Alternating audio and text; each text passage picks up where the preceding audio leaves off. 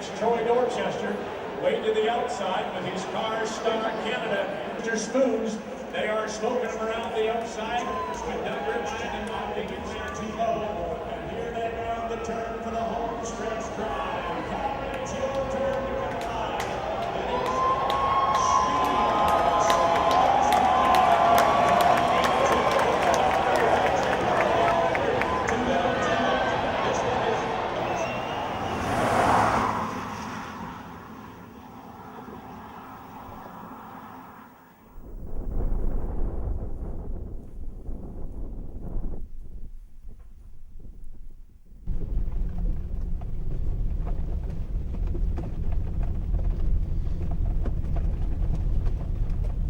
We're trying to raise the best feeding animal on the planet. That's a motto of, that's my Twitter motto, is that's our goal.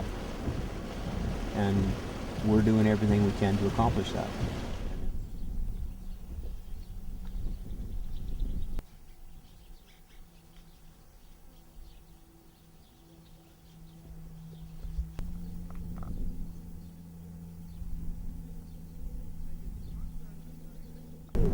Some people see, how fancy a vehicle they drive. Other people, see the house they live in. Some people see their bank account or a holiday that they can take or a trip that they can take somewhere. Those are all, status symbols. If your pasture's in excellent quality, that's another status symbol. And it's where you put your values.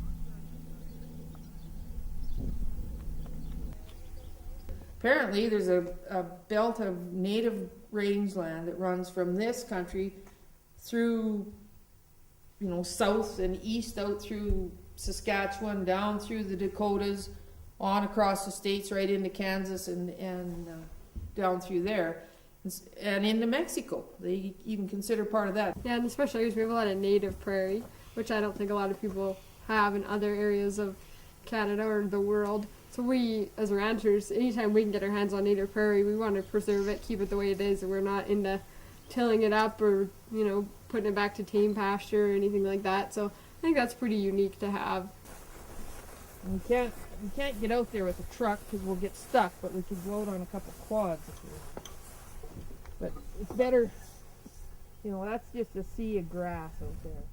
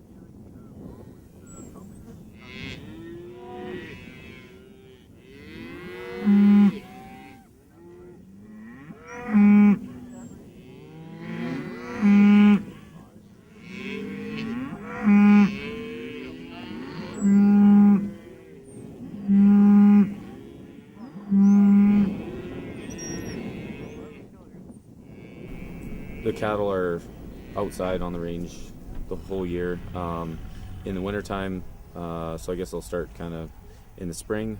We're feeding cattle typically, and then when the snow melts, we put them out on a piece of native pasture, usually because the protein is good before the plants start growing, so it would be stockpiled grass from the year before. Our hard grass, that's a huge advantage. We don't start calving till the end of April here, just because it's too bloody much work with that many cattle and only two old Crocs Murray and I had to do it. So calve on the grass, and typically in this country we're bared off usually by the 1st of April, and the tame grasses, the crested wheats, the bromes, and that stuff is starting to grow. The ground's warmed up enough, it's starting to come, and we try not to overgraze anything, so we've always got some old grass there. And cows are kicked out by the 10th of April, and they aren't fed after that. They graze and utilize that stuff. And we have some different fields we rotate them through. They're usually, as they calve, the pairs are peeled off out into fresh grass, and you do that thing. And as the summer progresses, like we're just now dumping cows out on prairie grass, and it has, it's kind of getting mature now. It's gone through its growth cycle, it's set seed, and those plants are, they've grew their roots, they're healthy, and they're really thick and dense this year. And don't use that grass till then, and really monitor how hard we use it. About mid-October, we'll wean our calves, just to kind of reduce the risk of getting caught in a snowstorm and have the calves still out there. So we wean the calves then, and then we leave the cows on pasture till kind of when we run out of grass or the weather starts turning, or it's most convenient to start feeding them. We try and be flexible what's best for the land and the cattle, and then we feed them throughout the winter. Our objective around here is to winter graze as much as we can, because this year we'll grow lots of feed. Lots of years you don't grow nothing, so we stockpile prairie grasses to graze in the winter. And it's like everything else in this country. Some years it works, some years it doesn't, but it works more often than it doesn't, and it really pays. Most people around here don't do that because they don't have the land base to do it with. And we have a section which is 640 acres, and my parents have 3 sections. So we have some rental pasture. We rent another section in order to keep us going. That's one of the challenges around here. Is it can be pretty arid some years, not rain too much, and if you build your herd up to what you think your land needs, and then you don't have enough land for them because the grass don't grow, and now you're in trouble and got to get rid of them. And everybody around here is doing the same thing, and so that affects the price of the cow. And you're trying to buy them when everyone else is, and trying to sell them when everyone else is. So the way we've developed our farm and the partnership or the business strategy in the early 80s, it was or the late 80s. I was just married. We were in a drought, and we were looking at buying feed or selling cattle. So the family went and bought some irrigated land down at Brooks, down in the irrigation country, and we have 3/4 of hayland down there. Now my brother operates that. I operate the grass farm up here. That's our whole card. Last year in the big drought, I made arrangements with him to, instead of putting in he had planned a quarter in canola, he put that into green feed, into oats and triticale.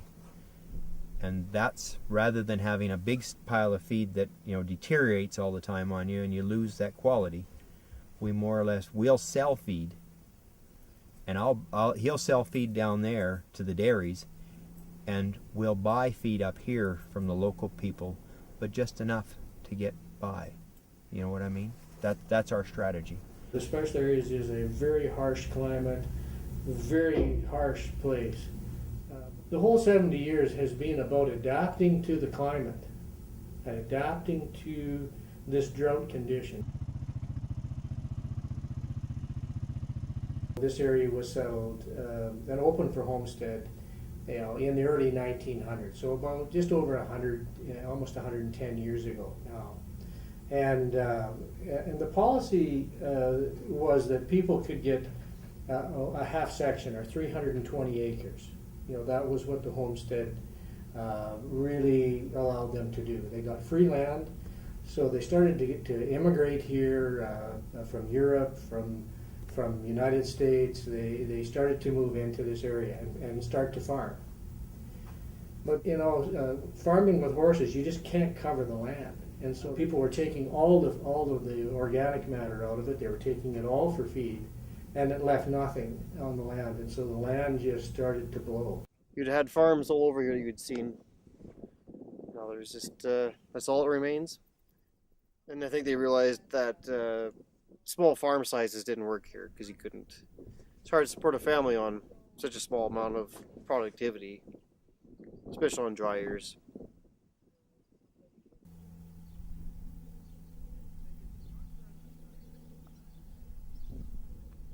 There's two sources of land here. There's deeded land, Yes. and then there's lease land. And a lot of the lease land was land that was bought and paid for by the early settlers. Yes. But in the drought or the disaster of the 30s, in the dirty 30s they call it, they were dried up. Well, most of the farmers left, so they just walked away from their places. So the land reverted back to the municipal government for non-taxes paid. So that's called tax recovery lease land. So there's crown lease land and there's tax recovery lease land. To give you an idea of how big it was, there's 5 million acres in the special areas. When I first started working for the special areas, 70% of that, so 3.5 million acres of the 5, was public land.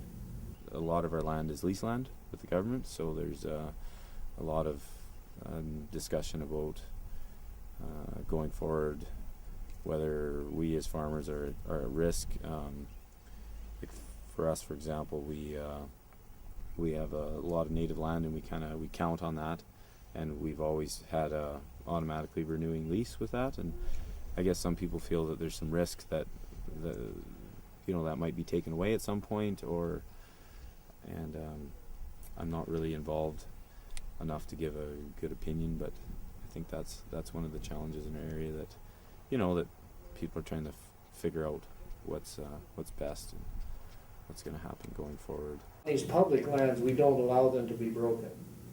Well, they're probably, right now, we probably could break them up and people could make more money on it, or they could farm it.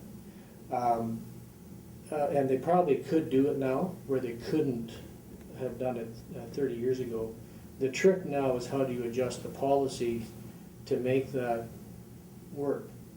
And so you can see, even though we have this free enterprise piece, we still have these public land policies that kept a lot of the land in grass. Is that still relevant? That's one of the issues of the day, is how much of that is still relevant? How much of that is still applicable? And that's one of the struggles that the board has had over the last few years. So in order to address that, over the last 25 years, we've tried to move, we've actually sold quite a bit of the public land back to the leaseholder. That's given them some return, some reward for their stewardship, but it's also provided a system that's allowed people to excel. And we don't try to artificially build a unit. It's built because it's survival of the fittest. That guy's more capable, he pays. With that comes some good things and some bad things, but that leasehold interest, because it is so secure, has a value. You need money. Everybody needs money. And, I'm finally got all my ranches paid for, and I'm thrilled about that. But I don't do it for the money. I do it because I love what I do, and it's a lifestyle, and it's a heritage in my family. It's just what makes us tick, I guess.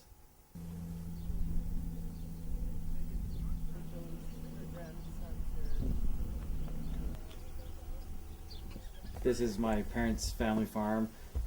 They've been here since the late 80s, but we've been farming in special areas for 100 years. We bought our first land here outside of Clay's parents in 2013.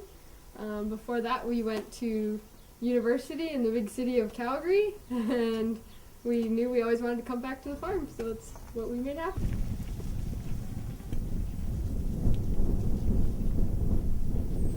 Our land is all financed, and so that's part of the needing 300 head to make it work, because you need that many head to make a small profit on each of them to pay all the payments. Yes. You make the land payments and the cattle payments and the equipment payments and the feed payments, and it all adds up. So Jesse's a egg fieldman with the county.